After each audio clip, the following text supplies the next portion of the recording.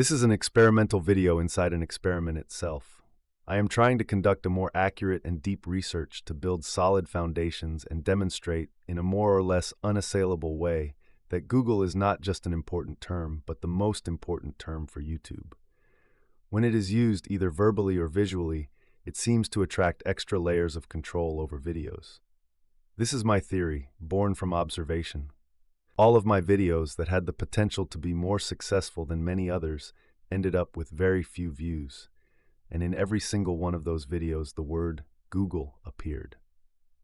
Now I invite you to watch this video, where I share my personal experience as a YouTuber and what I've understood about the algorithm.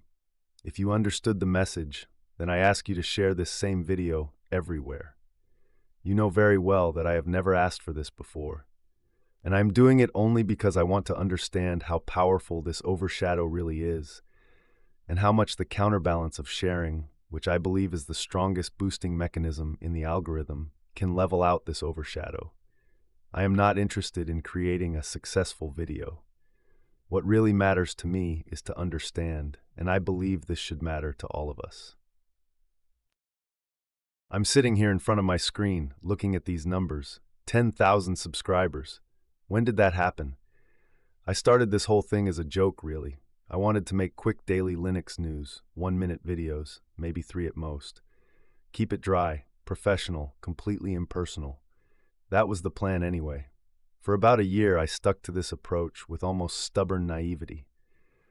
I never gave a damn about algorithms or hitting subscriber milestones. I just made things. And honestly, my production was terrible. I kept everything clinical and detached because I thought that's what professional meant. But here's what strikes me as I scroll through these analytics. What are we really measuring? And who decided these metrics define success? Spoiler alert, the professional approach didn't work.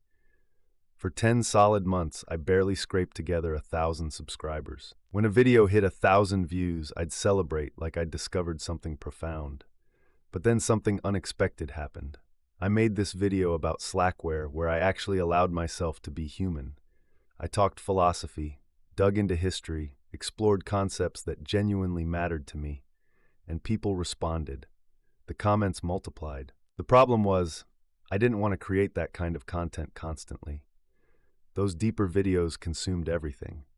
We're talking a month to produce 46 minutes of content. And I have this demanding job in healthcare, pulling 12-hour shifts with exhausting commutes. By the time I reach home, I'm completely drained. But I pushed through anyway and spent months crafting this Debian documentary, a proper tribute to the distribution's history. I convinced myself it would resonate, and in some ways it did. Don't misunderstand me, the video was technically awful, the editing was garbage, the music even worse. I keep telling myself I'll re-edit it someday. But despite being a technical mess, it absolutely transformed my subscriber count. People were hungry for this content. Then came the moment that shattered my understanding completely. I had this Firefox video about tab browsing that I'd completely forgotten about. It was scheduled to go live, and I simply forgot to cancel it. This video was so objectively poor it approached performance art. Yet somehow this disaster generated more engagement than anything I'd carefully constructed. I spent months trying to comprehend what had occurred. How does terrible content sometimes triumph while quality disappears into obscurity? That's when I began recognizing patterns. And perhaps more importantly, that's when I started asking different questions.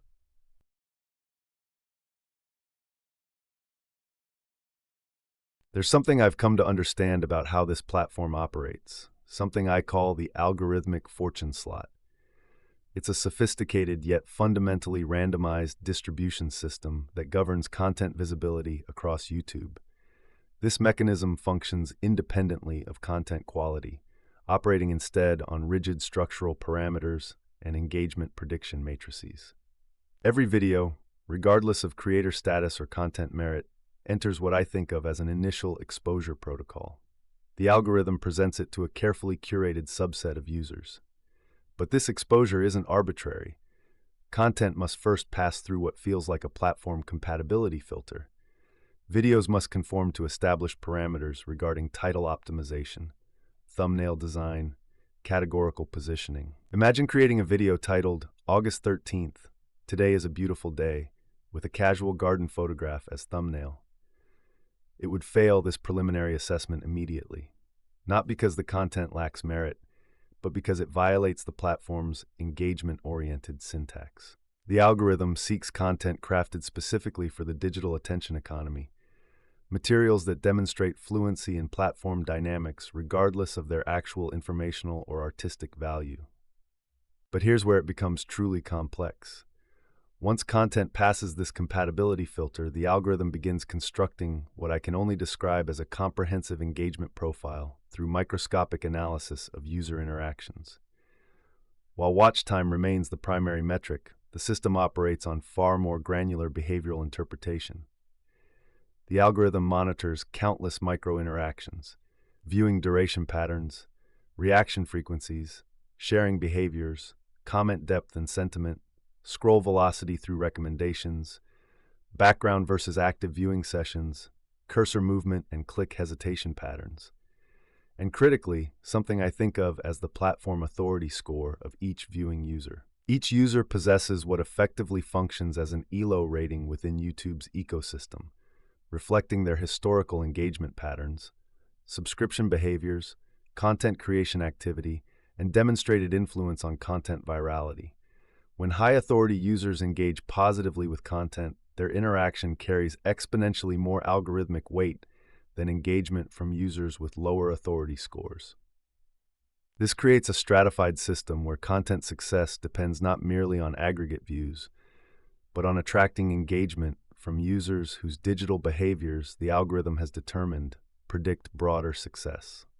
And here lies the fundamental disconnect that troubles me deeply. Quality is entirely irrelevant to algorithmic success. The algorithm cannot calculate quality because quality is subjective, contextual, deeply human. It can only measure engagement, and engagement mechanisms operate independently of content merit. We're consequently drowning in content designed not to inform or elevate, but to trigger specific emotional responses. Rage, passion, desire, social validation, melancholy. The system rewards high engagement, not high quality, and engagement mechanisms are deliberately disconnected from qualitative assessment. Moreover, how do we define quality? What parameters would we establish? Who determines the criteria? These questions reveal the impossibility of algorithmic quality assessment. Let me share an experiment that illuminated these dynamics in an uncomfortable way. Months ago, I published a video examining the history of the open document format and its conflict with Microsoft. By my standards, this represented substantial content. It presented historical narrative, required extensive research, advanced a clear thesis, engaged community values, and addressed emotionally resonant topics relevant to our audience. The result? 500 views. A complete failure. With August approaching, I implemented what I can only call a strategic reformatting experiment. I maintained the identical core content, but modified the opening 30 seconds, the closing 30 seconds, the title and the thumbnail, then republished the video. The result? 10,000 views within 2 days of publication, accompanied by significantly higher engagement metrics across comments, likes, and new subscriptions. This experiment supports what I've come to believe. The platform creates algorithmic thresholds for both creators and users, predetermined engagement ceilings that shift based on accumulated algorithmic authority. My channel was initially calibrated for approximately 500 views for that content type. Following the successful reformatting, it appears recalibrated to 1,000 views. I predict that republishing the same content in 2 years will generate 20,000 views, reflecting not just subscriber growth, but increased algorithmic authority. The system appears fundamentally randomized, distributing algorithmic favor across recent content releases and amplifying all subsequent materials accordingly. Within these dynamics, publication consistency becomes more crucial than content quality itself. The algorithm requires regular feeding, and titles plus thumbnails carry more weight than actual content substance. This isn't speculation. I speak from direct experience and systematic observation. We operate through subconscious impulses disconnected from rational evaluation, Users click without conscious reasoning, or believe they understand their motivations while fundamentally misattributing them. The initial 30 seconds prove absolutely essential. Everything afterward can be substantially weaker once the viewer is psychologically engaged. YouTube videos are architecturally designed around this principle. I find these mechanics disturbingly parallel to dating application dynamics. Everything becomes surface level, evanescent, algorithmic. 4 attractive photos, an optimized description, chat proficiency, and then reality intervenes. How can we base meaningful assessment on such superficial interactions? Authentic partnership requires deeper evaluation. Human beings are complex entities. Yet people do find partners through dating apps, just as creators achieve success through algorithmic manipulation. Winston Churchill died at 100 despite being alcoholic, a heavy smoker, diabetic, and obese. Sometimes the system works despite its fundamental flaws. So what constitutes the formula for substantial success in this environment? Publish constantly in a format adaptable to the audience and engagement, with polarizing content and first 30 seconds that manage to psychologically hook the user. Pre-package everything, and you'll have success somehow. Read a book, do scientific research to create a video, do historical research for weeks. This doesn't pay off. This is your choice. I'm not here to echo what audiences want to hear. I'm here to express what I need to say, assuming I have something meaningful to contribute. My channel operates as deliberately anti-algorithmic. I reject algorithmic logic while acknowledging its necessity for basic optimization of titles and thumbnails. I have never created content designed to exploit or manipulate algorithmic mechanisms. I know perfectly well what both YouTube and you are hungry for. I see it in the statistics. And if I bent to this, my content wouldn't be what it is, the fruit of my curiosity and what I want to say. Regardless of whether it generates 100,000 views with Rise and Fall of Ubuntu or 500 with the history of the ODF format. My videos originate from genuine inspiration. Driving home from work on August 13th, I realized I was approaching 10,000 subscribers and thought it would be interesting to create content examining YouTube's algorithm and my channel's evolution.